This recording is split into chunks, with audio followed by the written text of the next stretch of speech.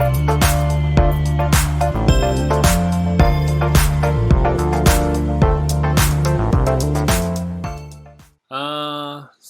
kita mulai, mari kita berdoa lebih dahulu, biar Ya, supaya hari ini apa yang kita dapatkan bukan cuma sekedar pengetahuan, tapi benar-benar bisa membantu kita untuk bisa mengaplikasikannya buat di tempat di mana kita berada. Mari kita berdoa.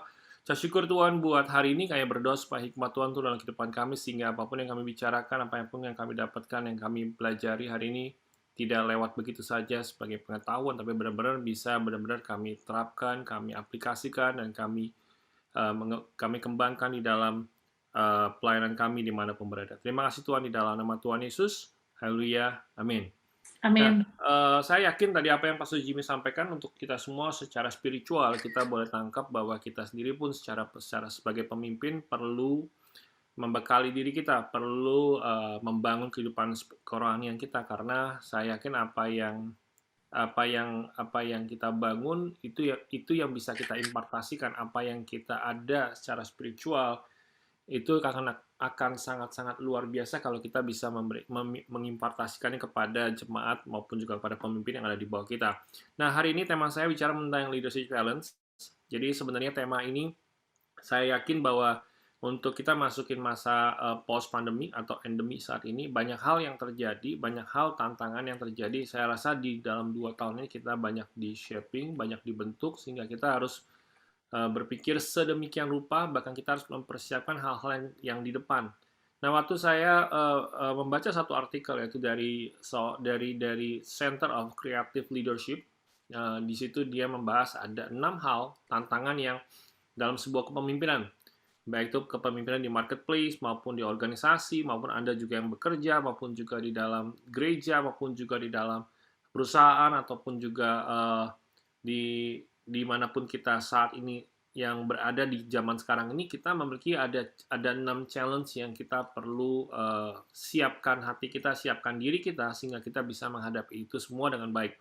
Nah, 6 challenge ini yang pertama adalah disebut namanya honing effectiveness. Artinya kita bagaimana kita mengasah efektivitas kita. Bagaimana kita bisa jadi lebih efektif lagi, kita bisa jadi lebih baik lagi, lebih jadi efisien lagi. Kemudian yang kedua adalah bagaimana kita memberikan inspirasi kepada orang lain. Dan yang ketiga, bagaimana kita bisa membangun anggota-anggota ataupun juga membangun orang-orang yang ada di bawah kita, atau karyawan juga bisa, mungkin anggota care group kita, anggota jemaat kita. Dan yang keempat adalah bagaimana kita memimpin sebuah tim, memimpin core tim kita, memimpin orang-orang yang dipercayakan untuk kita berjalan bersama-sama. Yang kelima, bagaimana kita bisa menuntun atau bisa mengarahkan atau kita bisa memimpin yang namanya perubahan yang terjadi dalam gereja kita, dalam organisasi kita, ataupun juga dalam care group kita.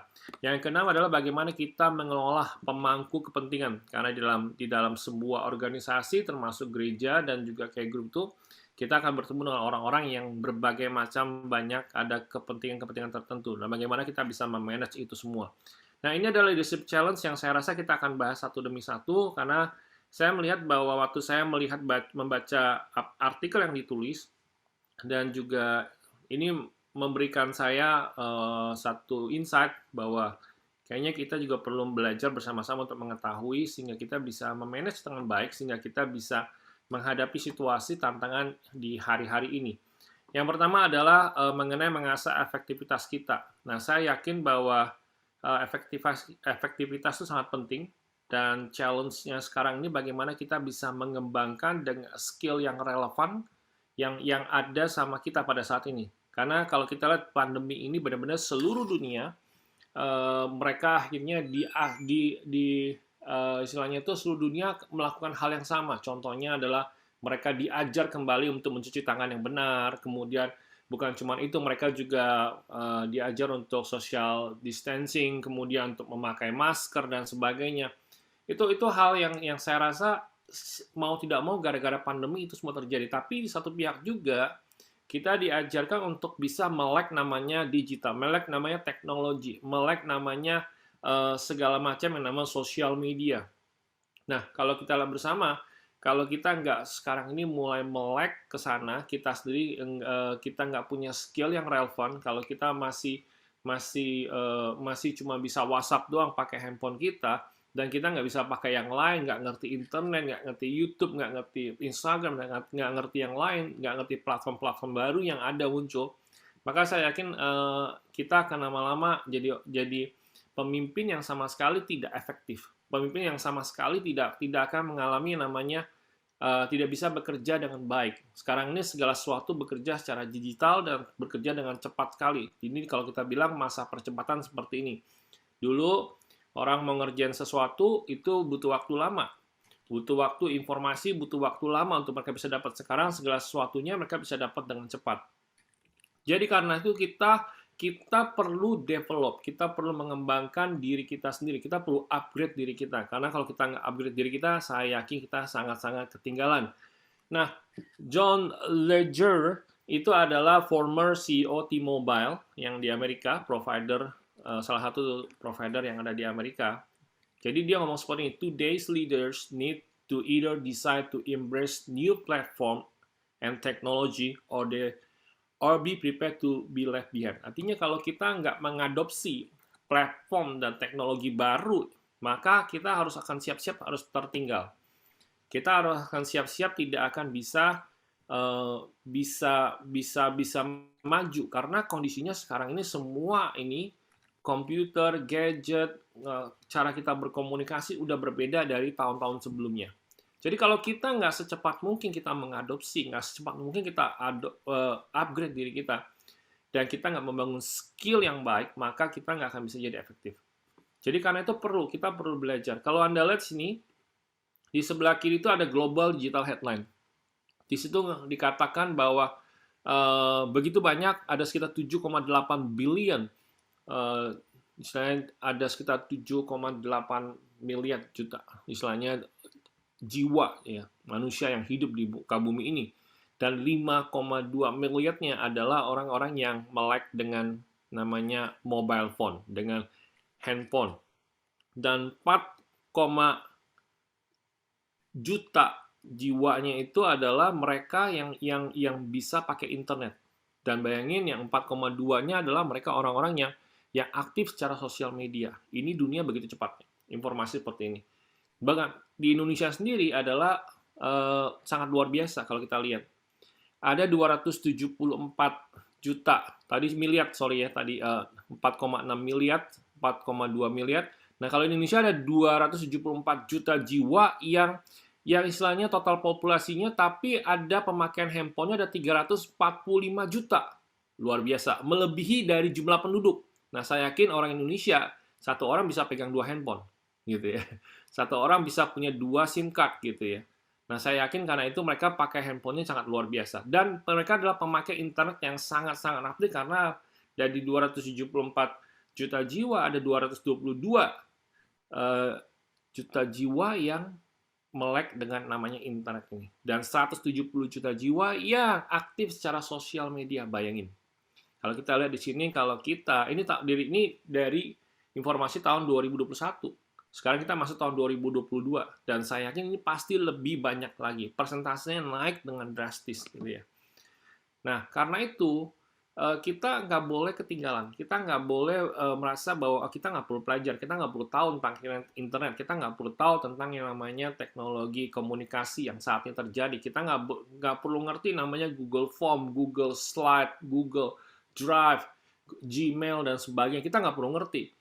Nah, kalau kita berpikir seperti itu, saya rasa kita akan jadi tertinggal. Dan lama-kelamaan kita akan bisa masuk museum nanti. Jadi jangan sampai para pester dan leader Anda bisa masuk museum dengan cepat. Karena ini masalahnya kalau kita nggak bergerak, maka kita nggak akan bisa connect, kita nggak akan bisa relevan dengan jemaat kita yang saat ini.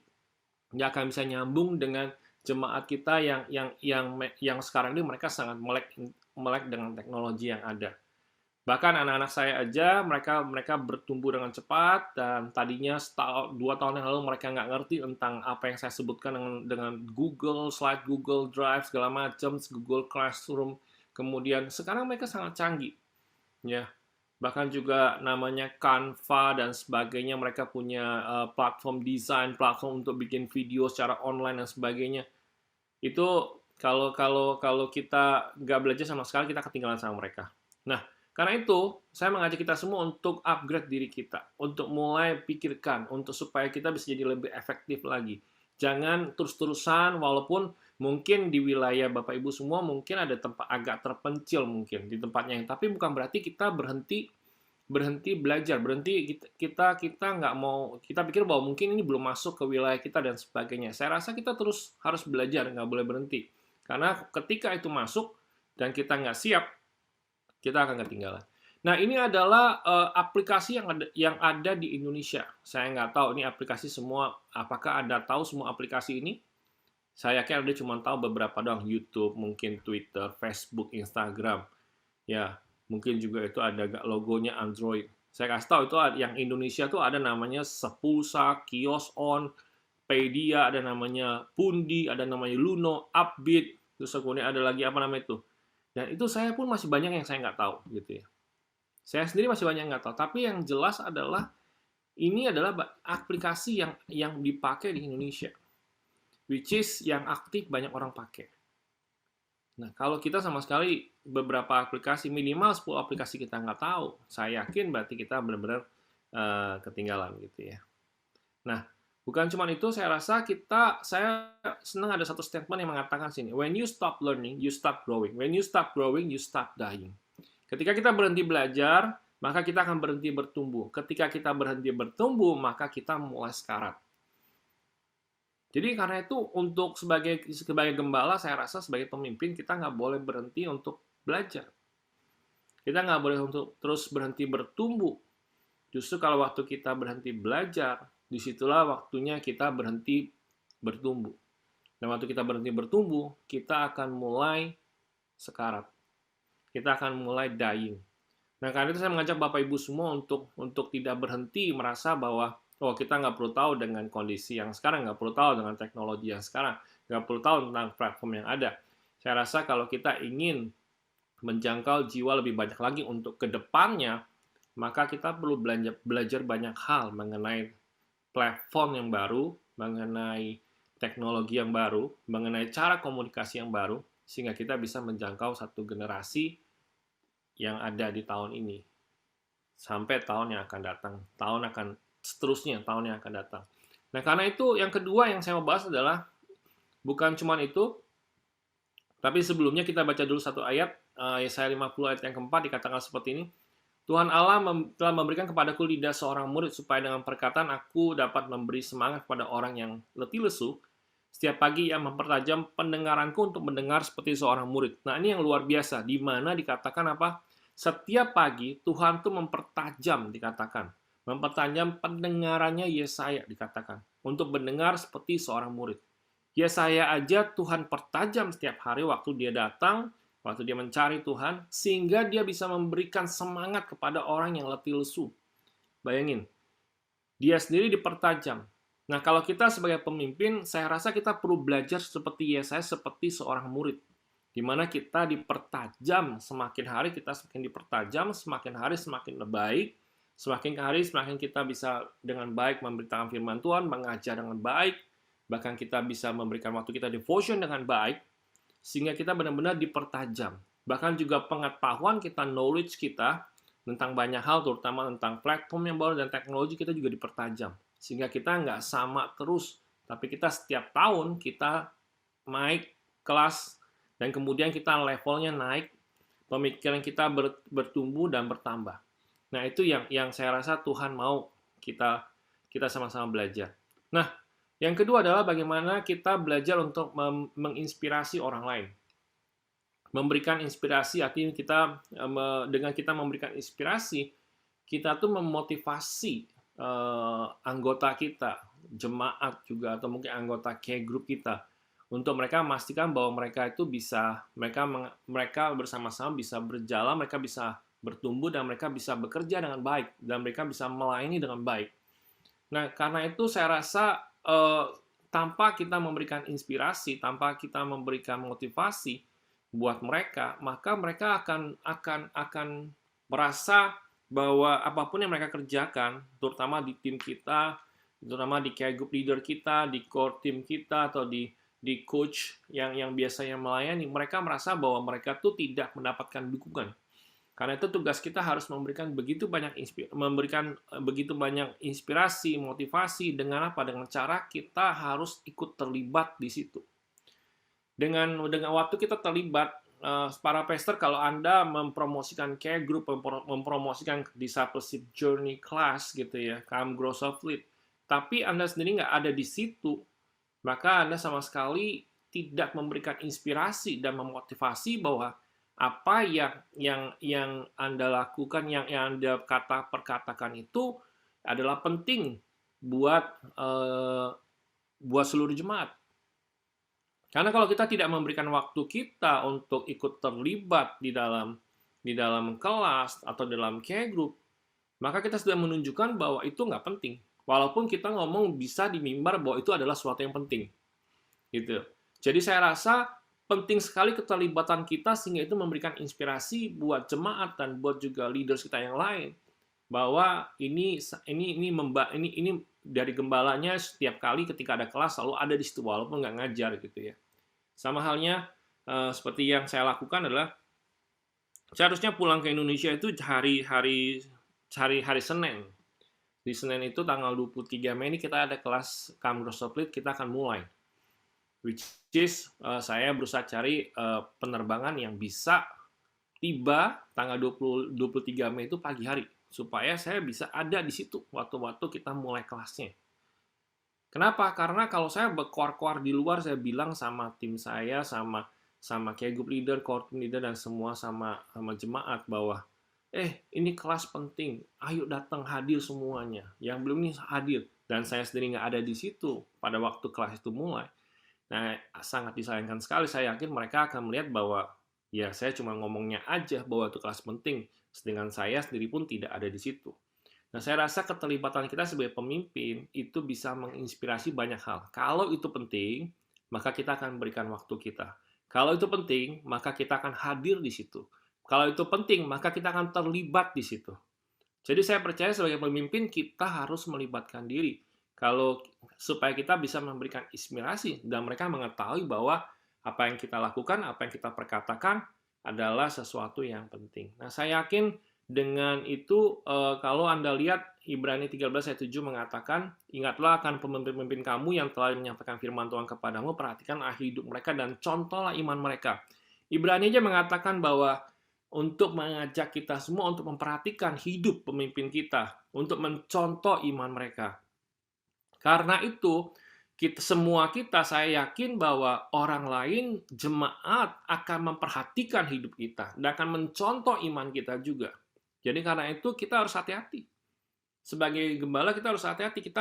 Kita jangan sampai yang kita lakukan itu kita nggak memberikan pengaruh yang baik buat mereka. Ketika mereka melihat kehidupan kita, ya mereka tahu bahwa ternyata kita nggak benar-benar serius dengan apa yang kita lakukan. Kita nggak benar-benar serius dengan memuridkan orang lain. Kita nggak benar-benar serius untuk connect with God. Kita nggak benar-benar serius untuk melakukan devotion. Nah, itu yang akan membuat mereka bisa melihat kehidupan kita seperti apa. Karena itu, example is everything. Example is not the main thing in influence other. It is the only things. Albert Schweitzer bilang seperti itu. Memberi teladan bukan yang paling utama mempengaruhi orang lain. Tapi itu satu-satunya cara untuk kita bisa mempengaruhi orang lain. Jadi, apa yang kita lakukan, kita bisa menginspirasi banyak orang dengan apa yang kita lakukan. Nah, karena itu saya mengajak kita semua untuk bisa memberikan inspirasi dan memotivasi orang lain dengan kita berada di mana momen yang penting yang kita katakan, yang kita sampaikan, yang kita dengungkan di gereja kita ada di situ. Sehingga mereka bisa melihat bahwa sebagai pemimpin, Anda ada di situ, dan juga Anda memegang apa yang Anda perkatakan di sana, gitu ya. Nah, example is everything. Keteladanan adalah segalanya. Saya yakin ini penting sekali. Nah, kalau yang ketiga adalah kita juga harus belajar untuk challenge yang ketiga adalah bagaimana kita mengembangkan anggota kita. Bagaimana kita bisa coaching, bisa mentoring secara efektif. Nah, kalau pengembangan ini bukan bicara mengenai kita mengembangkan diri kita juga sendiri, tapi kita juga bagaimana bisa mengembangkan orang-orang yang ada di sekitar kita. Nah, seringkali kita berpikir bahwa mengembangkan diri itu penting, iya betul. Tapi di satu pihak kita juga harus bisa mengembangkan orang-orang yang Tuhan percayakan di bawah kepemimpinan kita, supaya mereka bisa bersama-sama maju, sehingga mereka bisa bersama-sama bertumbuh. Nah, untuk mengembangkan ini, Anda perlu scouting. Scouting, bagaimana scout, bagaimana kita mencarinya. Nah, Anda perlu bisa cari pemimpin-pemimpin yang baru itu mulai dari care group. Makanya kenapa care group itu sangat penting sekali. Pemimpin baru akan selalu muncul dari care group. Waktu Anda masuk di dalam care group, waktu Anda ikut terlibat melayani di dalam care group, Anda bisa lihat ada potensi-potensi orang-orang yang dalam care group itu memiliki kemampuan untuk bisa memimpin. Nah, di situ Anda bisa scout, Anda bisa mulai mentoring, Anda bisa mulai coaching. Itu yang terjadi dengan care group yang ada di FJ Bandung. Para leader yang ada sebelumnya, mereka kita lihat sebagai gembala, kita ikut dalam care group mereka, kita visit care group mereka, dan kemudian mereka diskusi firman Tuhan. Ketika mereka bicara dan kemudian kita lihat, nah kita bisa langsung mendeteksi bahwa orang ini punya potensi. Baru setelah itu kita lanjut ke one to one. Baru kemudian selanjutnya kita ke one to one. Kita kemudian dari situ, setelah kita tahu dan kemudian kita ngerti latar belakang orang ini, bertahap akhirnya kalau semakin dia bertumbuh, ternyata dia memiliki potensi untuk memimpin orang lain, kemudian kita arahkan menjadi core team untuk dia melanjutkan untuk kelas discipleship journey-nya, bukan cuma kelas camp, tapi kelas grow, cluster, sampai kelas lead. Setelah itu mungkin kita encourage dia untuk mulai menjadi core team, dan dari core team ternyata bertumbuh, sehingga dia bisa kita rilis menjadi care group leader. Dari care group leader akhirnya dia bisa punya kapasitas memegang beberapa care group, lalu kita siapkan dia jadi coach. Nah, itu ada proses yang terjadi, sehingga kalau kita lihat ini, mentoring itu dimulai atau coaching itu dimulai dari kita scouting dulu. Nah, cuman kita harus benar-benar bisa melihat. Nah, kalau kita nggak pernah terlibat dalam care group, maka kita nggak akan bisa scout orang-orang penting, nggak akan bisa scout orang-orang yang punya potensi. Nah, suatu kali kalau kita lihat ini ada satu orang yang bernamanya Leslie Morton. Leslie Morton ini suatu kali jalan di satu wilayah di Amerika dan ketemu namanya DeShaun Barber nih. DeShaun Barber ini adalah orang yang pada waktu itu umurnya sangat muda, baru masuk kuliah, dan kemudian dia nggak sengaja pas ketemu di sebuah toko di mana dia lagi part-time kerja, kemudian orang nanya sama Leslie, nanya sama DeShaun ini. DeShaun ini, kamu mau nggak saya siapin jadi Miss USA? Dibilang, hah? Dikirain bercanda gitu ya. Ditanya lagi, kamu udah kawin belum? Belum. Udah punya anak belum? Masih kuliah gitu kan, pertanyaannya curiga banget kan. Ya, kalau kamu mau saya siapkan jadi Miss USA, kamu punya potensi dan saya bisa mempersiapkan kamu jadi Miss USA. Kamu bisa menang dan bisa dapat itu. Kalau kamu mau, besok kita ketemu lagi di sini dan kita ngomong panjang lebar. Nah, kemudian dia besok ketemu lagi dengan Leslie ini. Dia datang, penasaran kan dengan yang diomongin benar apa enggak. Lalu kemudian dijelasin panjang lebar dan proses yang harus dilalui. Dia harus mengikut namanya pemilihan Miss dari wilayahnya dan sebagainya. Akhirnya sampai dia beberapa kali dia mencoba. Tahun pertama dia mengajukan dan ternyata dia gagal. Tahun kedua dia coba lagi, gagal lagi. Tahun ketiga dia coba lagi, Anda tahu bagaimana hasilnya? Masih gagal, gitu ya. Tahun keempat dia coba lagi, masih gagal lagi. Dan kemudian DeShaun ini akhirnya tahun ke-6 dia coba lagi dan akhirnya dia gagal. Dan di tahun ke-6 ini setelah dia gagal, dia berpikir dia udah nggak mau coba lagi. Terakhir dia bilang sama Leslie dia udah give up, karena dia sudah coba 6 tahun dan gak berhasil gitu ya. Saya rasa mungkin dia berpikir untuk mencari untuk karirnya yang lain dan sebagainya gitu ya. Tapi Leslie ngomong satu kali lagi sama dia. Ngomong seperti ini ya, bahwa kamu coba sekali lagi di tahun ini. Karena kalau kamu coba sekali lagi tahun ini, dan kalau kamu lewatkan kesempatan ini, mungkin kamu nggak akan pernah dapat kesempatan ini lagi. Dan kemudian akhirnya DeShaun ini akhirnya dia coba lagi. Dan kemudian di tahun ke-7 akhirnya dia menang menjadi Miss USA. Nah, 6 bulan sebelum dia menang, Leslie Morton ini meninggal karena sakit. Dan kemudian Deshauna bilang seperti ini, kalau kita punya kesempatan untuk bisa melakukan, untuk bisa mencoba, untuk bisa mengembangkan diri kita, kayaknya kita nggak boleh berhenti untuk mencoba. Karena kita nggak tahu bahwa mungkin kita bisa, mungkin itu adalah terakhir kali, atau mungkin kesempatan itu sudah ada di situ. Atau mungkin kita sudah sangat dekat sekali dengan kesempatan yang ada. Nah, Leslie Morton ini melakukan pekerjaan yang sangat baik. Selama 6 tahun, 6,5 tahun, dia latih Deshauna ini. Dia benar-benar mentoring dengan baik. Sehingga dia berhasil. Dan walaupun dia nggak menikmati keberhasilannya, hasil mentornya, tapi yang jelas Deshauna ini jadi orang yang memiliki satu pemikiran. Bahkan dia juga melakukan hal yang sama, saya rasa, kepada orang yang lain juga. Karena apa yang dia dapatin, dia pelajari, dia dapat dari coachnya, yaitu Leslie Morton. Hal yang sama saya rasa bahwa tugas kita sebagai pemimpin adalah itu bukan melakukan pekerjaan untuk orang lain, tapi membantu orang lain untuk mengerti bagaimana cara melakukannya sendiri dan menyelesaikannya sendiri, dan mereka bisa berhasil melebihi dari apa yang mereka bisa pikirkan. Nah, itu tugas pemimpin. Jadi, Leslie ini mengajari, mengarahkan, sampai akhirnya Deshauna ini nggak sama sekali kebayang, dia adalah seorang perempuan muda yang tadinya kepikir jadi Miss USA, tapi setelah 7 tahun kemudian, dia bisa berhasil melebihi dari apa yang dia pikirkan. Dia nggak pernah mimpi. Tapi ternyata dia punya potensi yang luar biasa bisa sampai ke sana gitu ya. Nah, saya rasa itu pemimpin itu adalah pemimpin yang baik, dan yang itu adalah tugas kita sebagai pemimpin. Banyak daripada anggota member kita, anggota grup kita, jemaat kita, yang sebenarnya mereka punya potensi, tapi mereka tidak menyadari potensi mereka. Nah, tugas kita adalah untuk scout, coaching mereka, sehingga mereka boleh dipersiapkan, sehingga mereka jadi pemimpin yang luar biasa. Saya yakin bahwa Anda semua dulunya mungkin bukan dari orang yang tiba-tiba langsung bisa memimpin orang lain. Pasti ada orang lain yang scouting Anda.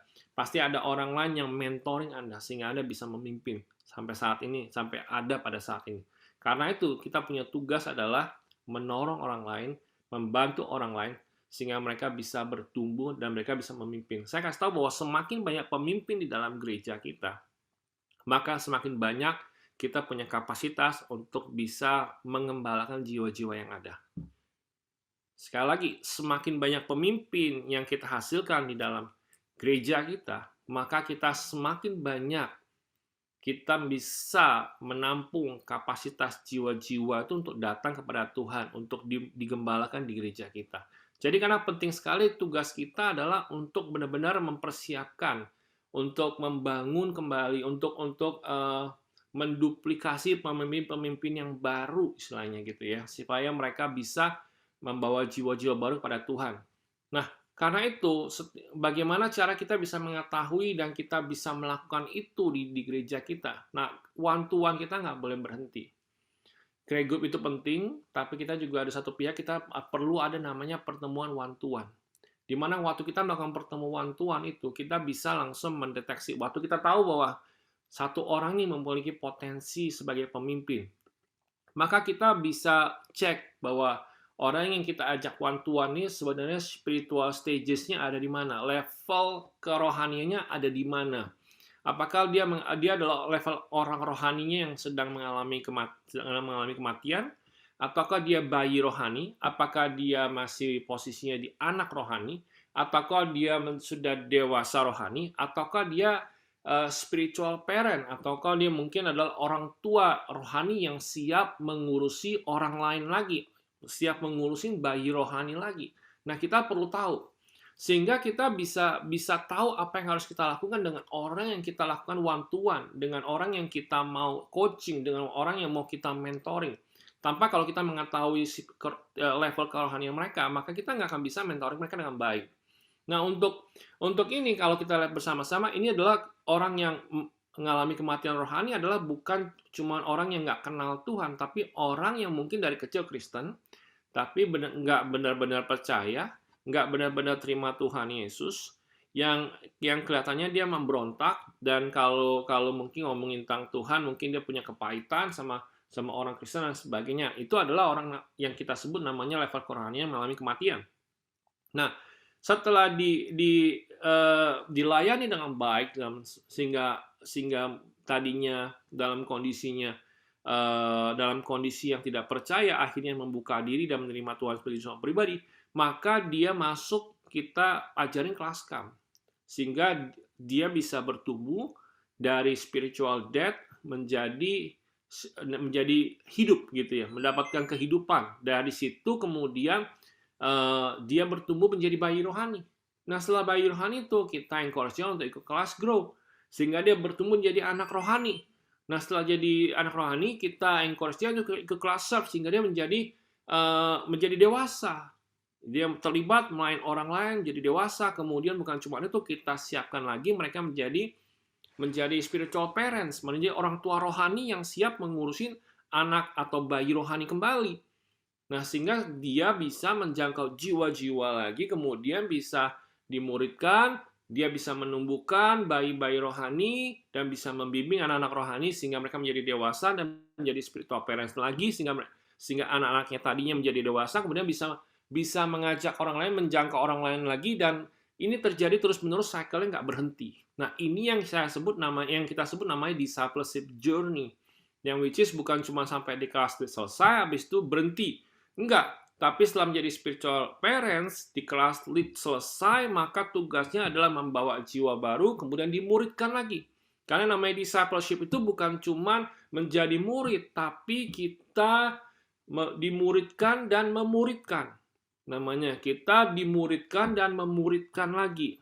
Nah, karena itu, kita perlu ngerti sebenarnya stages setiap orang-orang yang kita muridkan ini ada di mana, level Qurannya ada di mana, sehingga kita bisa melayani. Contohnya kalau dia mengalami kematian rohani, maka kita tahu karakteristiknya adalah nggak percaya dan rebellious, dia memberontak dan sebagainya. Tugas kita bagaimana kita bisa membawa yang tadinya mati rohaninya mengalami kehidupan di dalam Tuhan. Nah, biasanya orang yang spiritual death ini yang diperlukan adalah share. Artinya apa? Dia membutuhkan orang dewasa yang orang percaya yang dewasa, di mana dia bisa lihat secara nyata kesaksian hidup orang tersebut.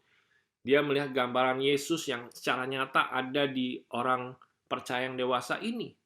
Dan bukan cuma itu, bisa memberikan jawaban-jawaban yang baik dengan pertanyaan-pertanyaannya mungkin yang menanyakan tentang Tuhan. Yang menanyakan kenapa Tuhan tidak ada, kenapa Tuhan dalam pandemi kondisi saya seperti ini, dan sebagainya. Dan juga bisa menjelaskan tentang Injil dengan baik. Dan kalau hubungan terjadi dengan baik, dan orang ini merasa bahwa orang percaya dewasa ini bisa menjelaskan dengan baik, maka akan gampang sekali hatinya itu terbuka buat Injil. Nah, disitulah kalau dia bisa melihat kesaksian hidup dan juga buahnya sangat baik dari orang percaya yang dewasa, maka orang yang tadi mati rohani tadi, itu gampang sekali buka hatinya. Sehingga setelah diundang terima Tuhan Yesus, maka dia akan pindah dari namanya kematian kepada kehidupan. Nah, kalau waktu kita sedang one-to-one, dan waktu kita melakukan one-to-one, kita lihat karakteristiknya ternyata orang yang kita ajak ngobrol ini ignorant nih.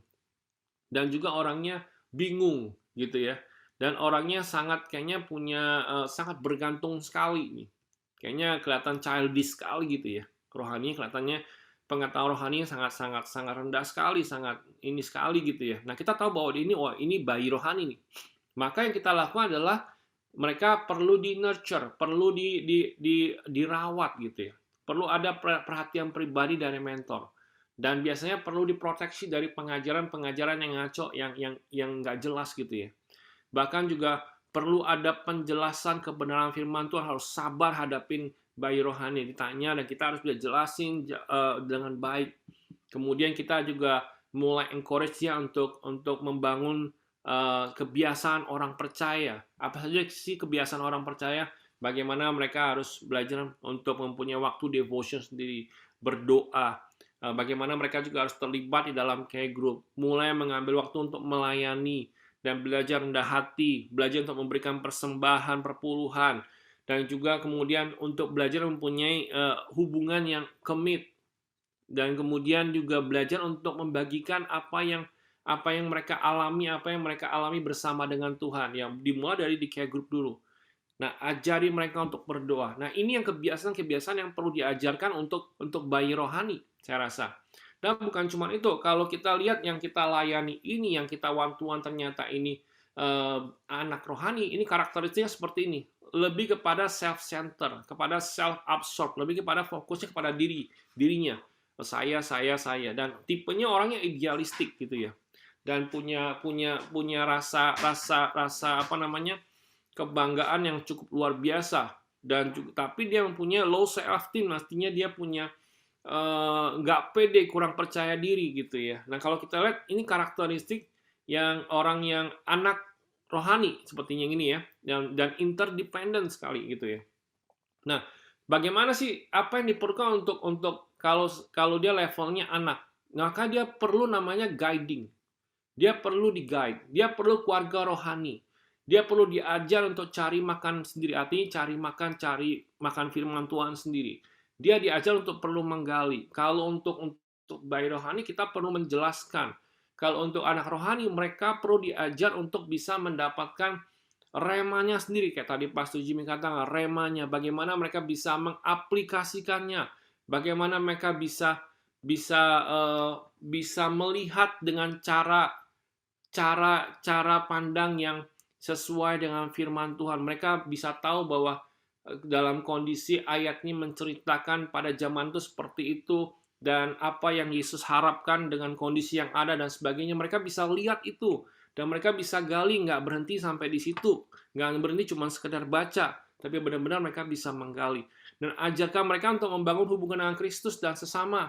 Bagaimana mereka perlu waktu doa juga sama Tuhan, dan bagaimana mereka juga bisa ngomong, berkomunikasi yang baik dengan sesama orang percaya yang lain, dan ajari mereka untuk punya ekspektasi yang benar. Kadang-kadang namanya anak rohani, level anak ini seringkali punya ekspektasi yang tidak sesuai, punya ekspektasi yang kadang-kadang nggak sesuai dan ada ngaco gitu ya. Nah, seringkali kita sering dengar, oh kalau pendeta tuh, oh kalau gemuk kayaknya dia kurang puasa gitu ya. Tapi kalau kurus pendetanya kayaknya ini apa namanya, kurang berkat, dia bilang. Nah, jadi banyak hal itu karena ekspektasinya ngaco gitu ya. Nah, kita ajarkan banyak hal. Nah, ini yang perlu kita perlu bangun. Bukan cuma itu juga, kalau kita lihat waktu kita melayani, waktu kita one-to-one, dan ternyata orang yang kita layani ternyata di spiritual stages-nya adalah yang adult atau dewasa rohani. Maka kita bisa lihat dari karakteristiknya, apakah orang ini actions atau service oriented, artinya orang ini berfokus kepada ada tindakan, selalu pengen lakukan sesuatu, pengen melayani, dan punya hati yang menggebu-gebu sama Tuhan, fokus sama Tuhan, dan kadang-kadang juga suka fokus sama yang lain gitu ya. Dan ataukah dia mission minded, tapi dia fokus untuk menjangkau jiwa, tapi kadang-kadang nggak ngerti sama sekali. Nah, dia ini tidak tergantung sama siapa, sebenarnya dia mandiri sekali nih. Dia bisa cari firman Tuhan, dia bisa menggali sendiri. Nah, makanya tugas kita adalah bagaimana kita melakukan training, bagaimana kita ministry kepada untuk spiritual yang adult nih, atau untuk orang yang levelnya dewasa rohani ini. Nah, kita harus bisa tempatkan kepada tempat yang tepat untuk mereka melayani. Dan bukan cuma itu, kalau lebih bagus lagi kita bisa menempatkan mentor yang baik sesuai dengan tempat mereka bisa melayani dengan baik. Dan bukan cuma itu, kita ajak mereka untuk punya hubungan yang baik, untuk membangun hubungan yang baik dan punya accountability, punya pertanggungjawaban, dan bisa belajar untuk bertanggung jawab atas segala hal yang mereka lakukan. Dan mereka bisa membangun batasan keluarga yang sehat. Kadang-kadang orang yang dewasa rohani juga suka lupa waktu untuk keluarga yang sendiri dengan waktu untuk melayani orang lain. Kadang-kadang nggak ada batasannya. Mereka nggak ngerti bahwa ada waktu, harusnya waktu untuk keluarga, dia lupa jadi dia pakai waktunya untuk melayani yang lain sehingga keluarganya neglect, keluarganya tidak terlayani dengan baik gitu ya. Punya ekspektasi yang benar, membantu menemukan, kita harus ajari mereka punya ekspektasi yang benar juga, dan bantu mereka menemukan karunia rohani, bahkan skill mereka, dan juga talenta mereka apa. Yang paling utama adalah kita bisa arahkan mereka untuk melayani, dan kita bisa training, sehingga mereka bisa jadi maksimal di situ. Dan bukan cuma itu, kalau kita lihat, waktu kita lihat ternyata, waktu kita one to one, orang ini sudah siap untuk bisa menjadi orang tua rohani. Maka karakteristiknya adalah orang ini kelihatan sekali. Dia punya niat yang baik, intentional, dia sangat strategis sekali, punya strategi, dan ketika cara berpikir dia adalah sudah lihat bagaimana dia harus mempersiapkan pemimpin yang baru ketika dia dipercayakan jadi kayak group leader. Dia udah langsung berpikir, waduh, kayaknya kayak grup saya kurang core team, saya perlu siapin core team lagi. Kemudian juga orangnya juga sudah bisa cari makan sendiri, bahkan sangat-sangat mission minded, bagaimana mereka bisa menjangkau lebih banyak jiwa lagi, bahkan dia bisa kerjasama dengan tim dengan baik, dan bisa diandalkan. Nah, saya rasa ini adalah orang tua rohani, dan saya rasa inilah Tuhan mau kita semua seperti ini. Nah, kalau kita lihat di care group kita, ada orang-orang seperti ini, di core team kita ada orang-orang yang seperti ini, maka kita perlu rilis. Kita perlu encourage dia untuk bisa kita rilis, untuk mereka memulai sendiri, membangun komunitas atau membangun care group yang baru gitu ya. Nah, tapi di tengah-tengah itu semua, kita perlu tetap menjaga hubungan antara yang namanya care groupnya dia, care group leadernya. Kalau tadi dia core team, kemudian disiap menjadi care group leader, maka dia harus tetap memiliki hubungan dengan care group-nya, care group leader-nya, supaya dia tetap di mentoring, nggak langsung dilepas begitu aja. Nah, ajari mereka juga bahwa gereja itu adalah satu bagian keluarga yang besar, sehingga mereka tuh merasa ada namanya support dan encouragement. Kadang-kadang waktu mereka rilis melayani sendiri, dan nggak ada hubungan lagi dengan care group leader sebelumnya, maka mereka merasa seperti sendirian. Tapi waktu mereka masih ada connection, masih ada hubungan, bahkan dari situ mereka merasakan ada namanya support, ada namanya encouragement. Apalagi ketika langsung dikoneksi dengan coach-nya, coach yang baru dan sebagainya. Dan itu hubungan itu terjadi, maka mereka mendapatkan support dan encouragement. Selama ada support dan encouragement, maka orang yang dalam level spiritual parents ini akan gampang sekali bisa mengatur dan mengawasi jemaat yang mulai dari bayi rohani, anak rohani, sampai kepada meskipun sampai dewasa rohani, dia bisa benar-benar guide, dia bisa benar-benar arahkan, dia bisa benar-benar memuridkan sehingga mereka itu kembali menjadi orang tua rohani. Nah, saya rasa ini kita perlu sama-sama mengerti dan melihat sehingga kita bisa tahu bahwa kondisi dari anggota care group kita, orang-orang yang kita scout, orang-orang yang kita ajak one to one, sebenarnya mereka punya level rohani di mana, dan kita tahu bahwa kita mau arahkan mereka ke mana gitu, kepada sampai mereka bertemu jadi orang tua rohani yang siap juga mengurusi orang yang lain kembali. Nah, saya rasa itu yang poin saya yang ketiga. Yang keempat adalah poin saya adalah mengenai tentang leading a team. Saya bacain dulu, ada satu quote yang bagus dikatakan seperti ini dari Bill Bradley, dikatakan, leadership is unlocking people's potential to become better. Artinya, kepemimpinan adalah membukakan potensi orang lain untuk menjadi lebih baik. Nah, tugas kita sebagai pemimpin, challenge kita bagaimana kita bisa unlocking, bagaimana kita bisa membukakan potensi orang lain sehingga bisa menjadi lebih baik lagi. Yang keempat adalah bagaimana kita bisa memimpin sebuah tim. Memimpin tim itu banyak hal yang diperlukan. Adanya namanya team building, kita perlu membangun namanya tim. Sebelum memimpin sebuah tim, kita perlu bangun dulu. Setelah bangun, kita perlu develop, dan kita perlu namanya manajemen, kita perlu manage gitu ya. Sehingga tim itu bisa memberikan namanya support, dan juga memberikan efek, dan bisa benar-benar efektif untuk bisa berkolaborasi sehingga bisa berjalan bersama-sama. Nah, karena itu kita perlu bisa memimpin membutuhkan tim yang bisa kita ajak berkolaborasi sehingga kita bisa berjalan bersama-sama. Karena saya yakin seperti tadi yang mungkin dibahas bahwa kita sebagai gembala diingatkan kembali jangan sampai kita one man show. Nah, karena itu kita membutuhkan tim. Anda nggak bisa sendiri, Anda butuh orang lain. Karena itu tugas Anda yang tadi saya bilang, scout dulu orangnya dengan one to one, kemudian Anda ajak dia untuk bisa terlibat sesuai dengan passion-nya, sesuai dengan isi hatinya, sesuai dengan skill-nya, sesuai dengan talentanya, sesuai dengan apa yang Tuhan taruh dalam hatinya gitu ya. Sehingga kita bisa sama-sama bekerja sama dan juga bisa sama-sama membangun apa yang Tuhan percayakan buat kita di gereja lokal. Ya. Nah, John Maxwell bilang seperti ini, a leader is one who knows the way, goes the way, and show the way. Artinya seorang pemimpin itu tahu jalannya, dan juga jalan ke jalan itu, bahkan menunjukkan ke jalan itu. Jadi saya rasa sangat penting sekali bahwa kita membutuhkan pemimpin-pemimpin, karena itu sebagai pemimpin kita harus bisa menjelaskan arah kita, tujuan kita, yang kemana kita harus pergi, dan kita harus bisa jalan ke sana juga, karena kita harus benar-benar bisa menunjukkan caranya ke sana bagaimana. Karena itu kita ada beberapa hal yang kita perlu perhatikan dari struktur ini adalah sangat penting. Jadi kalau kita struktur ini jalan, saya yakin di care group kita, di gereja kita ini jalan dengan baik, maka ini akan membantu sekali buat kita bisa memimpin tim. Nah, kalau kita ternyata struktur care group kita nggak jalan, kalau care group-nya belum ada core team-nya, maka Anda akan kesulitan sekali untuk memimpin care group.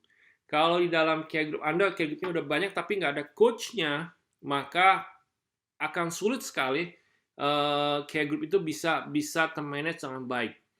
Karena itu penting sekali kita membutuhkan namanya adanya coach yang bisa handle beberapa care group. Dan kemudian satu care group jangan sampai dia berjalan sendiri, yang membutuhkan core team juga sehingga bisa bersama-sama kita bisa mengembalakan. Nah, ini yang penting sekali. Jadi karena itu kalau struktur kita nggak jalan, saya yakin akan sulit sekali untuk kita bisa membangun tim yang baik. Karena tim yang baik itu kayak misalnya head coach, dia punya tim adalah coach-nya dan juga timnya adalah care group leader-nya dan timnya adalah core team yang ada di bawahnya. Anda bisa bayangkan, dia nggak memimpin sendiri, tapi dia memimpin bersama-sama, berjalan bersama-sama. Nah, ini yang luar biasa. Nah, kalau ini terjadi, saya yakin Anda hidupnya lebih tenang. Sebagai gembala, Anda akan hidupnya lebih tenang. Kenapa? Karena semua volunteer Anda, semua para yang ada dalam kepemimpinan di bawah Anda, mereka bisa bekerja dengan baik. Jadi nggak perlu ngurusin yang kecil-kecil. Yang kecil-kecil udah diurusin sama core team. Ada lebih besar dikit diurusin problemnya sama care group leader. Lebih besar lagi diurus sama care group coach. Dan kalau nggak bisa di care group coach nggak bisa urus, baru head coach-nya. Head coach nggak bisa ngurus, baru kita sebagai gembalanya.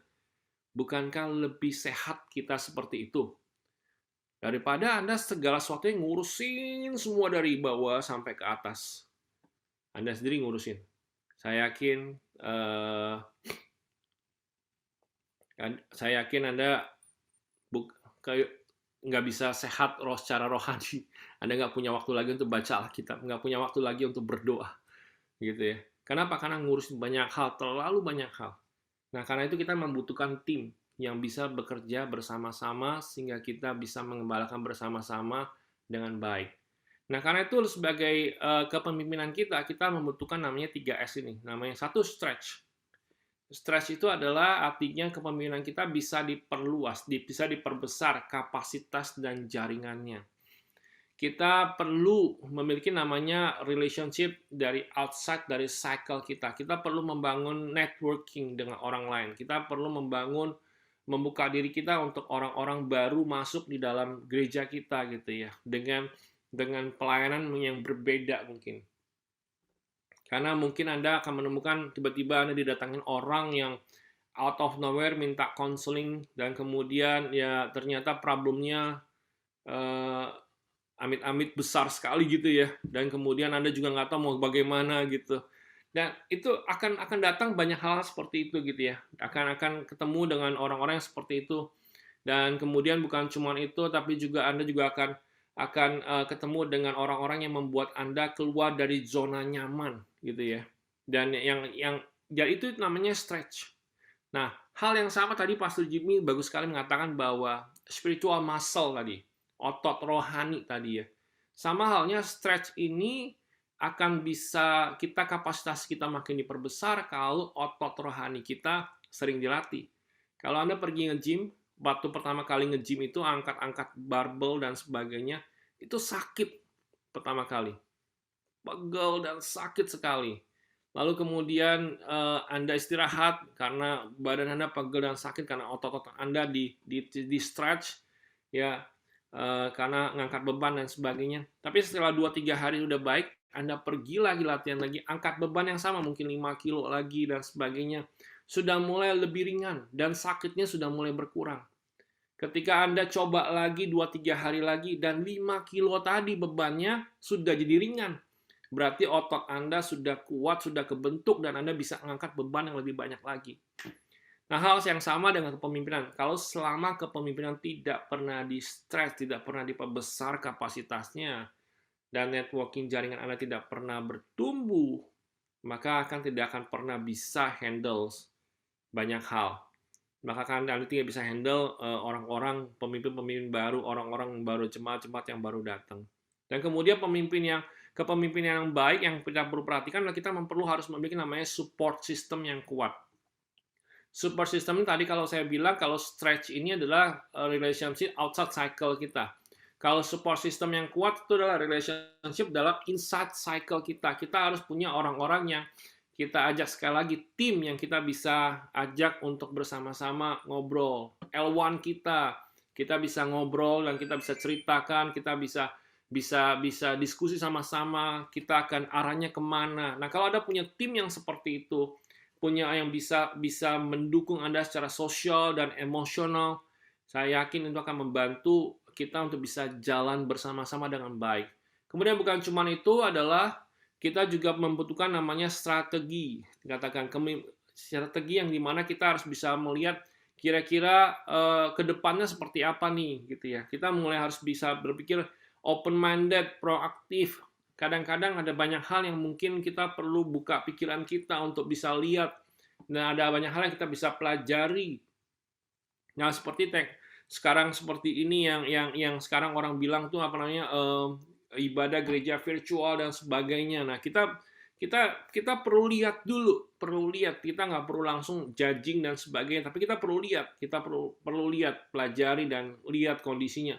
Kalau sekarang mungkin teknologinya mungkin dihina-hina istilahnya gitu ya, kondisinya, karena mungkin gambarnya masih kurang bagus, ada kaku dan sebagainya. Kita nggak ada yang tahu bahwa 10 tahun, 20 tahun ke depan ternyata itu berubah gitu ya. Nggak ada yang tahu. Tapi yang jelas adalah kita perlu lihat, kita perlu open-minded. Apa yang kita bisa pelajari, apa yang kurang dari gereja virtual itu seperti apa yang kurang. Dan bukan cuma itu, yang saya senang adalah kita nanti masuk bagian kelima untuk bagaimana kita bisa melihat bersama-sama untuk masuk kepada yang kelima ya, yaitu menuntun kepada perubahan ini. Nah, saya senang apa yang dikatakan oleh Simon Sinek seperti ini. Simon Sinek ngomong seperti ini waktu dia ngomong sama orang-orang yang ada. Dia bilang seperti ini, bahwa seringkali kita ini tidak mau berubah gitu ya. Seringkali ketika perubahan terjadi, kita malah ngambek, kita malah marah-marah, kita marah kesel gitu ya. Padahal kita masih punya kesempatan untuk improve diri kita. Kita masih punya kesempatan untuk improve diri kita lebih baik.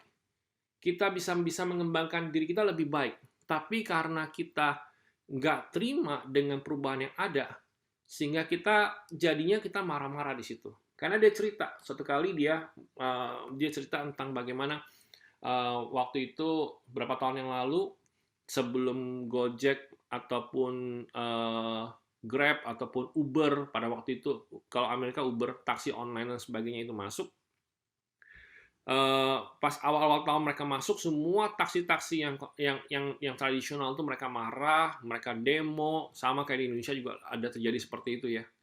Dan kemudian dia ngomong seperti ini, sebenarnya kita nggak perlu marah, nggak perlu bereaksi secara berlebihan ketika teknologi baru itu datang, ketika ada sesuatu perubahan itu terjadi. Sebenarnya kita bisa tetap melakukan inovasi dan improve diri kita lebih baik, dia bilang gitu.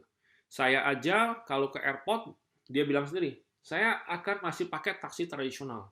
Saya akan telepon, asal taksi tersebut memang mereka punya customer service yang baik, dan mereka juga bisa taksi yang saya tumpangi dalam keadaan bersih, orang yang sopan, dan treat saya dengan baik, pasti saya akan pakai. Saya nggak akan pakai taksi yang online itu. Karena apa? Karena saya tahu bahwa mobilnya belum tentu nggak jelas gitu ya. Istilahnya kondisinya bersih atau enggak dan sebagainya, atau mungkin gimana dan sebagainya. Tapi yang jelas adalah ketika saya mau make sure saya pengen ke airport jam berapa, dan kemudian taksi yang tradisional ini bisa jemput saya sebelum waktu itu sudah hadir, dan saya bisa menikmati pelayanan yang baik, saya akan lebih memilih untuk naik taksi tradisional. Jadi dia bilang seperti ini, seringkali kita marah dengan perubahan yang ada, tapi kita tidak melakukan apa-apa untuk perubahan itu. Padahal kita bisa improve dan kita bisa mengembangkan diri kita lebih lagi. Nah, ini yang terjadi. Dan ada satu yang sangat baik dikatakan oleh Andre Calanso-Paulos. Dia bilang seperti ini, dia adalah CEO dari Philip Morris International. Dia bilang, we are moving from an era of lifetime employment to lifetime employability where if your people don't feel that they learn and progress and they're up to speed in their area of expertise, they will leave you because they will become themselves obsolete. We have to admit that we are not bringing in the company people in perspective that we have 10 years ago, that people will stay there forever. Jadi maksudnya seperti ini. Dia bilang bahwa kami bergerak dari satu era pekerjaan seumur hidup ke pekerjaan karyawan seumur hidup, di mana orang-orangnya, kalau mereka nggak merasa mereka belajar dan berkembang, atau mereka bertumbuh dalam bidang atau keahlian mereka akan meninggalkan perusahaan itu. Dikatakan seperti itu. Intinya itu. Jadi hal yang sama. Jadi para gembala, jadi kalau misalnya leaders Anda, jemaat Anda yang ada di gereja Anda, mereka merasa bahwa mereka nggak belajar apa-apa, mereka nggak akan berkembang, mereka nggak akan bertumbuh, mereka nggak dapat apa-apa, lambat laun mereka akan meninggalkan, mereka akan pergi. Kenapa? Karena itu adalah survival mode-nya mereka. Survival mode-nya mereka. Jadi saya mengajak Anda semua untuk bisa, untuk justru Anda yang memimpin perubahan itu. Bukan Anda yang baru terlambat, baru mau berubah gitu ya. Justru Anda yang harus mempersiapkan diri memimpin perubahan itu. Nah, karena itu untuk memimpin perubahan itu ada 3C. Yang pertama adalah komunikasikan. Orang yang pemimpin yang unsuccessful leaders, atau pemimpin yang tidak sukses, itu lebih fokus kepada apa yang harus dirubah. Tapi pemimpin yang sukses adalah bukan cuma mengetahui apa yang perlu dirubah, tapi juga tahu kenapa itu perlu diubah. Dan juga bagaimana cara mengubahnya. Dimulai dari mana mau mengubahnya. Dan kapan mau perubahan itu dilakukan. Nah, kalau bisa komunikasikan 5W dan 1H ini, saya yakin bahwa leaders Anda akan mau. Tapi selama kita nggak bisa mengkomunikasikan perubahan yang mau dilakukan di gereja kita, gitu ya, maka nggak akan bisa. Dan yang kedua, Anda harus collaborate. Collaborate itu artinya nggak bisa berjalan sendiri. Anda harus ngajak orang-orang tim Anda semua.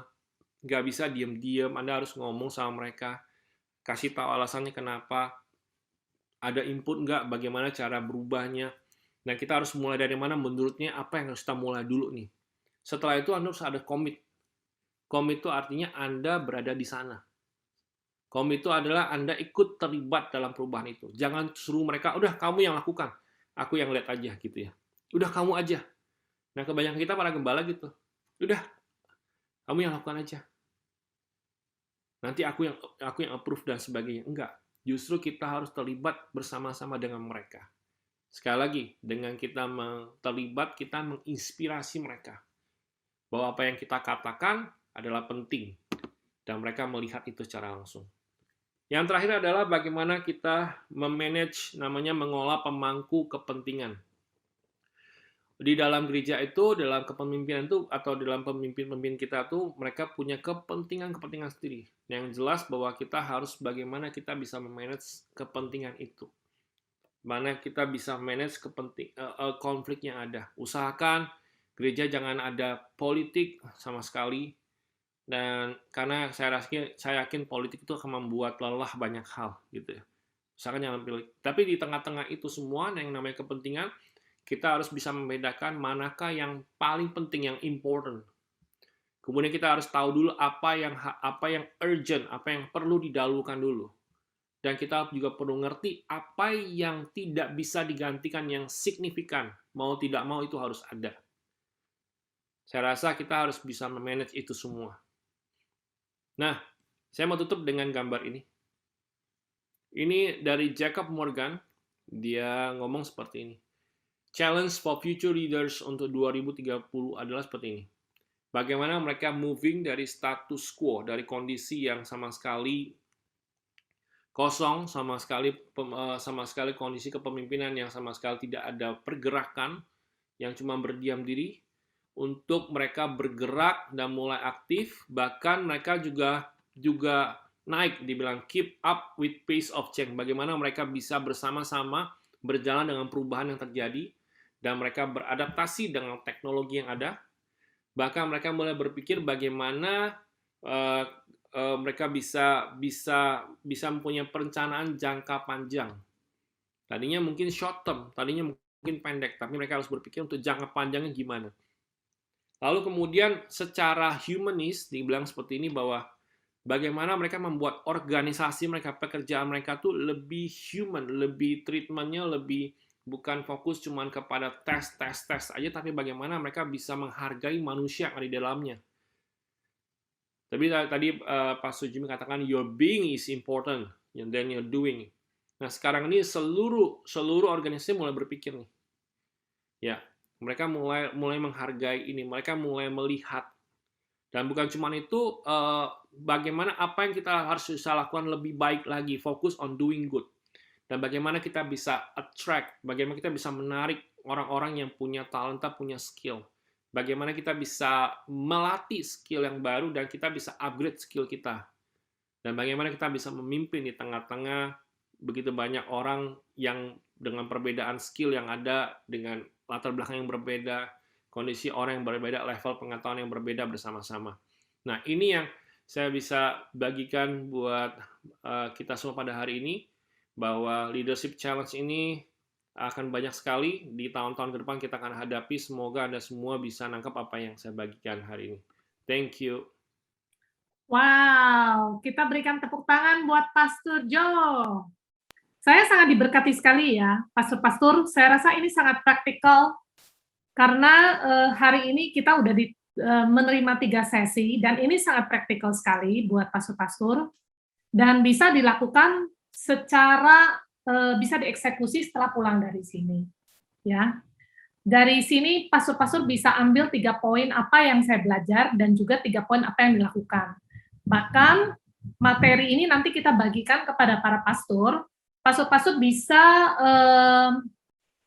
men-training kembali ya. Itemnya mungkin nggak bisa sekaligus tadi ya. Mungkin satu item dikeluarkan lah kepada tim Anda sendiri. Saya sendiri punya rencana apa yang mau saya lakukan di Jakarta ya. Bahkan nanti di dalam DPW sendiri, saya kalau ketemu pengurusnya saya mau lakukan. Ini ada 6 item, kita bisa kupas masing-masing. Kemudian tadi yang saya lihat bagus sekali adalah mengenai 5 kategori itu ya, Pak Sujo. Bagaimana kita bisa mengidentifikasi jemaat yang kita one-to-one, yang kita follow up, mereka tuh dalam kategori death, infant, maksudnya mati, atau bayi, anak-anak, atau dewasa muda, atau sudah orang tua dewasa. Kita lihat spiritual growth-nya. Ini sangat menarik. Jadi pastor-pastor hari ini kita di-upgrade. Apalagi tadi saya ter-challenge ya, dengan Pak Sujo bilang, leadership ke depan ini dengan tool-tool baru kita harus berkembang. Teman-teman, saya sendiri ya, saya bukan orang yang bisa desain. tapi saya belajar. Jadi setiap kali pakai Canva, pakai apa, nanya sama tim desain kita, how to do this? Apa? Jadi saya belajar terus, progres. Karena mereka adalah orang-orang ahlinya. Nah, jadi dari yang Pak Surjo bagikan ini, kita jangan berhenti belajar. Mungkin ada pertanyaan sebelum saya lanjutkan lagi dengan ini dari Pastor. Pastor, kalau ada pertanyaan silakan Pastor.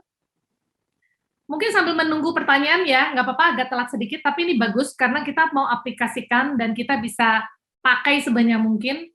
Pastor Jo, saya ada pertanyaan satu, mungkin Pastor bisa bagikan, yaitu mengenai tadi saya bacanya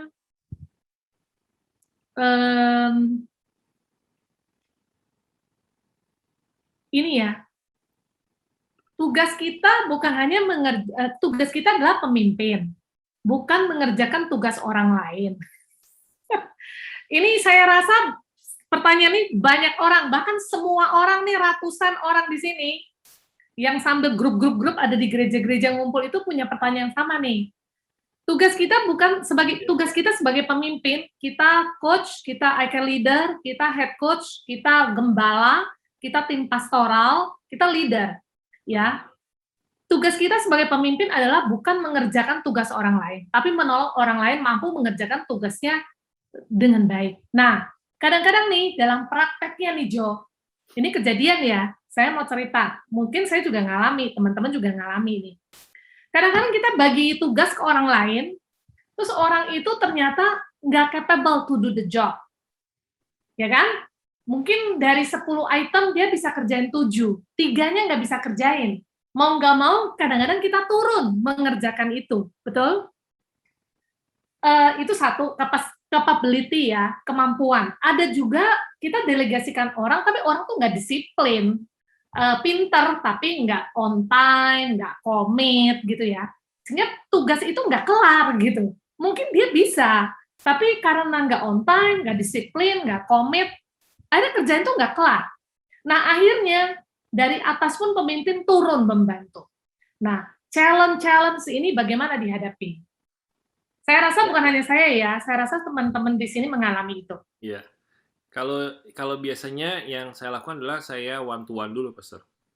Jadi saya ngobrol dulu, terutama yang misalnya dia bisa kerjain 7, berarti 3 nggak dikerjain.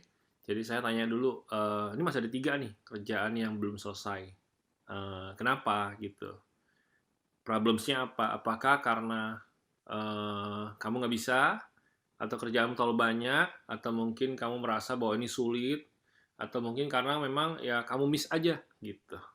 Nah, saya perlu ngomong itu dulu sama tanya sama dia dulu sebenarnya apa yang membuatnya tidak bisa menyelesaikan 3 ini sisanya gitu. Nah, setelah saya tahu baru ngambil keputusan gitu, Pastor. Nah, apakah setelah ternyata kalau dia bilang, aduh saya nggak mampu, saya nggak ada waktu untuk ngurusin yang 3 ini, atau mungkin, aduh saya nggak ngerti 3 hal ini, maka saya perlu ajarin. Saya perlu kasih training, saya perlu kasih tahu caranya untuk dia bisa mengerjakan 3 ini dengan baik. Aduh, kalau dia bilang, aduh saya nggak keburu waktunya, nah saya bisa minta dia untuk apa aja yang udah kamu kerjakan. Nah, tugas-tugas apa? Kalau di dalam staff pasti saya tanya gitu, Pastor. Tapi kalau untuk volunteer, saya tanya kenapa kamu nggak bisa, ada halangan kah, atau mungkin sulit, atau mungkin kamu nggak ngerti dan sebagainya. Kalau volunteer saya akan tanya sih, gitu. Kira-kira gitu, Pastor. Jadi saya perlu one to one dulu, mengetahui kondisinya, terus mengetahui kemampuannya, dan apakah dia memang capable atau enggak. Dan kalau ternyata memang dia nggak punya kapasitas itu, dia cuma bisa sedikit, ya nggak apa-apa. Kita mungkin bisa minta yang lain bisa bantu, saya rasa. Jadi nggak perlu full semuanya di dia, tapi mungkin kita bisa bagi tugas.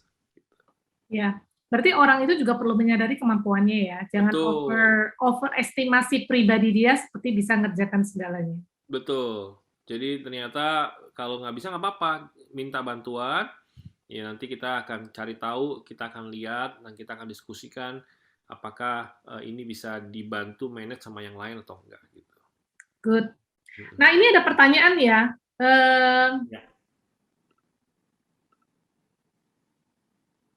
Kalau ada orang yang saat ini masih dalam fase mencari jati diri dan putus asa, apakah di follow up-nya dengan nasihat, apakah sudah benar? Mungkin dari 5 item tadi aja tuh, Pak Sujo, yang mana? Kalau sebenarnya kalau orang yang sedang mencari jati diri itu, dia tuh sebenarnya tergantung kalau jati diri tergantung usianya. Kalau mencari jati diri usia teens itu wajar, karena memang dia sedang kehilangan identitas diri biasanya. Kalau untuk anak remaja gitu ya. Saya rasa itu wajar karena memang butuh waktu. Nah, tugas kita itu di situ adalah kalau untuk anak remaja kita perlu ada di salah satu dari 5 konfirmasi yang dia butuhkan. Jadi untuk anak remaja itu dia perlu 5 konfirmasi. Kalau konfirmasi itu dia dapat dari orang tuanya, maka udah 2. Nah, kalau dia dapat dari gembala, maka udah 3.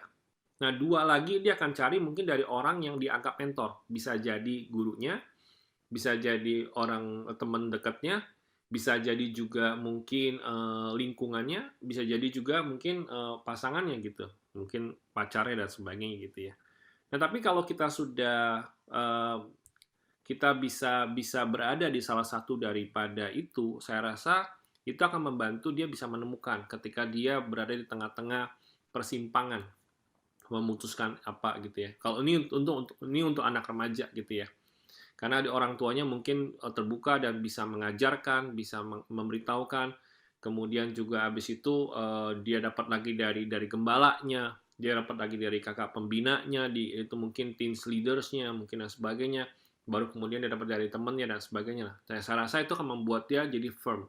Tapi kalau orang yang bukan remaja yang mengalami masa yang namanya mencari jati diri dan putus asa, saya rasa yang kita perlu lakukan adalah kita perlu sebenarnya mendengar. Kita perlu mendengar. Kita perlu, ini masuknya tahapnya counseling sudah. Nah, counseling itu adalah bagaimana kita bisa, bukan tugas kita memberikan solusi, sekali lagi. Kalau counseling kita tidak memberikan solusi, tapi kita memberikan namanya konklusi. Konklusi. Jadi artinya gini, kita tidak memberikan jawab solusi buat jalan keluarnya, tapi yang kita berikan adalah kita mendengarkan apa yang menjadi masalah dia, mendengarkan kenapa dia sedang mencari jati diri, kenapa dia putus asa, kenapa dia galau, kenapa dia nggak tahu, dia nggak semangat, kenapa dia seperti ini, kenapa dia seperti itu, kita dengarkan. Nah, lalu kemudian kita bisa offer something ke dia, gitu ya. Istilahnya di terakhir bahwa kondisi kamu seperti ini dan kayak gini dan sebagainya, dan kemudian kita bisa tawarkan konklusinya itu kita bisa tawarkan opsi. Misalnya dia bilang, aduh saya nggak punya waktu untuk devotion, tanya balik, kenapa kamu nggak punya waktu untuk devotion gitu? Karena saya sibuk kerja dan sebagainya. Oke, kenapa, kira-kira dari tengah-tengah kesibukan kamu bisa jelaskan nggak secara detail? Kamu bangun jam berapa, kamu pergi kerja jam berapa, kamu pulang jam berapa, dan sebagainya. Dan kita ajak dia berpikir. Dan kemudian sampai dia bisa melihat bahwa sebenarnya masih ada waktu yang dia bisa pakai untuk dia berdoa, untuk baca Alkitab, misalnya gitu. Jadi itu namanya konklusi. Kita ajak dia berpikir bersama-sama, sehingga dia menemukan sendiri jawabannya. Sehingga dia menemukan sendiri kira-kira itu solusinya dia. Gitu ya. Yep. Jadi kita tidak offer solution, tapi kita offer adalah conclusion. Oke, thank you, good answer. Thank you. Ini jawaban untuk dari Balikpapan ya, Rose ya. Yang berikutnya mungkin dari Pak Suratna, FJ Binjai. Pemimpin yang baik apakah harus lemah lembut atau justru harus tegas? Ya, sebenarnya tadi Pastor Semi sudah sempat sampaikan sih. Lemah lembut itu bukan berarti keraton, bukan berarti putri keraton ya, suara pelan, tapi lemah lembut itu lebih penguasaan diri lah. Apa yang mesti disampaikan, smart speech yang tadi pagi diajarin Pastor Semi. Jadi perlu tegas. Orang suaranya lembut, bisa tegas kok. Bahwa dia serius, mesti begini. Ya kan? Saya rasa ini sudah dijawab ya. Oke, ini dari karya Indah Duri. Untuk menuntun anak rohani ke adult rohani dari strukturnya Pak Sujo tadi, apalagi dipengaruhi dengan doktrin gereja sebelumnya, bagaimana kita menuntunnya. Jadi yang tadi kamu punya structure itu, ya kan, ada 5 kan, dari dad sampai parents, itu menuntun dia ke adult rohani, apakah dipengaruhi dengan doktrin? Bagaimana kita menuntunnya? Sebenarnya nggak susah. Itu kembalikan lagi kita mulai anggap dia sebagai bayi rohani. Jadi kita encourage dia untuk start dari kelas KAM.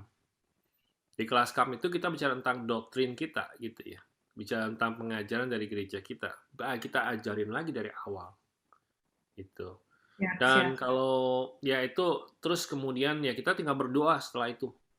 Setelah kita berdoa dan kita kasih tunjukin buah-buah yang buah rohani kita dengan baik, kita jadi berkat buat dia. Nah, itu dia akan berubah. Gitu ya. Dia akan butuh waktu untuk berubah dan itu memang biar sendiri Tuhan bicara sendiri dalam kehidupannya gitu ya. Siap. Heeh. Thank Jadi yang you. jelas kita ajak dia untuk ke kelas KAM, dia belajar dulu, dapetin ke semua kebenaran firman Tuhan, biar Roh Kudus yang mengubah nantinya. Gitu. Ya. Ya. Ada lagi pertanyaan? Sebenarnya sih dari saya nanti banyak. Mungkin saya bisa one-to-one sama Pak Sujo. Teman-teman yang lain ada pertanyaan nggak? Mumpung nih pada Pak Sujonathan ya. Kita sangat diberkati Pak Sujonathan, seri trainingnya tuh sangat signifikan dan memberi dampak. Saya ngikutin udah 3 tahun pesta kita, dan trainingnya berseri sekali. Dan saya selalu ingat, kalau kita baru bangun tim ini dari Padang ya, apa lebih baik pakai cara mencontohkan dulu, jadi kita yang kerjakan semua dulu, atau kita cemplungin mereka dulu di pelayanan? Ya, ini sebenarnya di iCare Training ada ya, I do, you watch. You do, I watch. We do together. Maksud, ini leader-leader mesti banyak baca materi training kita ya yang sudah ada, itu perlu di-review-review aja tuh. Sebenarnya ini hal-hal yang simpel sekali. Mungkin yang tadi pertanyaan dari Padang saya jawab sudah ya, biar Pastor Jo jawabnya yang ini yang susah-susah nih. Pastor, bagaimana dari Gorontalo? Pastor, bagaimana ada orang kita sudah one-to-one cukup lama, tapi tidak ada perubahan, malah sebaliknya. Ya. Kalau orang yang tidak berubah, one-to-one-nya itu mungkin kita nggak jelas, gitu ya. Kalau memang. Terus kalau one-to-one satu, karena one-to-one-nya memang selalu arahnya nggak jelas. Nah, kita mungkin nggak pernah di teks tuh, bahwa orang kita one-to-one tuh sebenarnya di stages mana, di level mana. Jadi kalau kita nggak pernah tahu dia di level mana, jadi segala sesuatu mungkin yang kita sampaikan, yang kita ajak ngobrol, yang kita ini ternyata tuh nggak pernah masuk gitu. Contohnya dia masih bayi rohani, terus kita ngomongin tentang pelayanan gitu ya, itu dia nggak ready sebenarnya ngomongin itu. Atau mungkin dia ternyata sudah dewasa rohani, tapi kita ajak diskusi, ajak ngobrol sesuatu yang nggak melakukan training buat dia untuk membantu dia supaya dia bisa upgrade diri dia lebih lagi. Nah, itu yang membuat akhirnya nggak pernah ketemu gitu ya. Nah, tapi kalau kita bisa detect dia ada di posisi mana, di level mana, maka kita sebenarnya bisa arahkan. Bisa jadi dia ada di spiritual parents. Dia tinggal membutuhkan waktunya untuk dirilis gitu ya. Tapi juga karena kita nggak tahu, kita merasa bahwa kayaknya dia belum siap, kayaknya dia ini dan sebagainya gitu ya. Jadi akhirnya kita perlakukan dia seperti misalnya anak rohani levelnya gitu. Padahal sebenarnya dia udah siap dirilis gitu ya. Kalau bisa jadi kalau memang walaupun nggak ada perubahan, berarti kita bisa challenge sebenarnya ke mereka juga salah satunya. Jadi kalau kita one to one, bukan cuma sekedar kita one to one, fellowship dan sebagainya, tapi ada agendanya kita one to one. Tapi agendanya bukan untuk agenda kepentingan kita, tapi untuk pertumbuhan orang tersebut. Kalau ternyata dia memang firman Tuhannya atau mungkin pengetahuan tentang Alkitabnya kurang, ya kita challenge sama-sama kasih buku, baca, kemudian kita diskusi sama-sama gitu ya. Atau mungkin kita bisa lakukan namanya kelas KAM one to one dengan dia. Nah, itu kan lebih baik gitu ya. Sehingga kita bisa lihat progresnya dan kita bisa lihat pola pikirnya, apa yang dia dapatkan, apa yang dia alami, apa yang dia bisa cerna dari apa yang kita bagikan. Saya rasa mungkin akan bisa lihat progresnya di situ kali ya. Ya, thank you. Saya rasa pertanyaan terakhir ya, dijawab ya. Ini banyak orang tanya nih mendadak. Pak Sujo, tentang pastoral counseling. Bahwa konselor hanya memberi konklusi, bukan memberikan solusi. Maksudnya konselor hanya menjadi jembatan untuk yang dilayani bisa mengambil keputusan sendiri ya, Pastor. Mungkin tahapan dan tipsnya dibagikan, Pastor. Betul, Pastor Albert, tapi ini materi selanjutnya yang membutuhkan sekitar sekitar nggak bisa cuma online, harus ada onsite juga. Ini materi konseling cukup panjang. Iya, jadi tahapnya itu adalah kita harus, saya kasih tahu sedikit, harus jadi orang yang kita konseling atau yang namanya konseling ini, dia harus mengetahui namanya actual state-nya dia. Actual state-nya dia itu adalah kondisi dia sebenarnya. Nah, supaya dia menyadari kondisi dia sebenarnya itu membutuhkan waktu. Nggak bisa cuma sekali bertemu. Kadang-kadang orang yang konseling itu merasa bahwa dirinya itu benar, dirinya itu oke, dirinya itu bahwa yang dia lakukan udah baik, udah benar gitu ya. Jadi jadi dia berpegang bahwa karena dia merasa benar, jadi kita tuh nggak bisa menunjukkan bahwa actual state dia itu seperti apa, kondisi dia yang sebenarnya ini dalam kondisi apa gitu ya. Apalagi dia dipengaruhi dengan secara emosional, marah, kesal, kecewa dan sebagainya. Nah itu lebih membutuhkan waktu lagi gitu ya. Nah setelah dia ngerti actual state-nya, maka kita perlu arahkan dia kepada yang namanya normal state-nya dia, atau yang dia mau achieve, dia yang mau harapkan terjadi. Kalau dia actual state-nya kondisinya ini, maka kita arahkan dia kepada normal state-nya. Dia ini sebenarnya atau desire state-nya, apa yang diinginkan. Nah itu kita perlu waktu untuk menggali lagi. Jadi kalau dia tahu dia punya desire state-nya ini, dan dia tahu kondisi di actual state-nya ini, maka kita tinggal ambil langkah-langkah untuk supaya kita menuntun dia sampai kepada desire state-nya. Nah, itu perlu ada namanya sesi counseling yang cukup panjang. Ya, pastor-pastor, para leader, Anda, para head coach, ICC, ICL, kalian memang termasuk saya pribadi, kita harus terus belajar sih. Jadi, ini ada pertanyaan mengenai bagaimana nih supaya nggak boring iCare. Saya rasa itu ada trainingnya ya. Itu dari global tuh ada training yang kita sempat minta Pastor Jonathan kasih training ke kita tentang kreativitas. Ya, ada 5C kalau nggak salah ya. Ada bagaimana kita melakukan hal-hal yang kreatif sehingga kita juga bisa menjadi iCare leader yang ini. Nah, mungkin ini pertanyaannya banyak banget, bisa nggak kelar-kelar. Kalian hubungin Pastor Jo lah ya. Atau tolong nanti yang bagian nanti kita bisa bikin training terkhusus terpisah untuk Pastor Jonathan 2 jam khusus untuk iCare, maksudnya tentang leadership challenge ini dalam develop leader. Saya rasa akan ada banyak pertanyaan, nanti kita atur bersama ya. Bisa nggak kelar-kelar nanti. Pertanyaan dari Mentawai apa ya?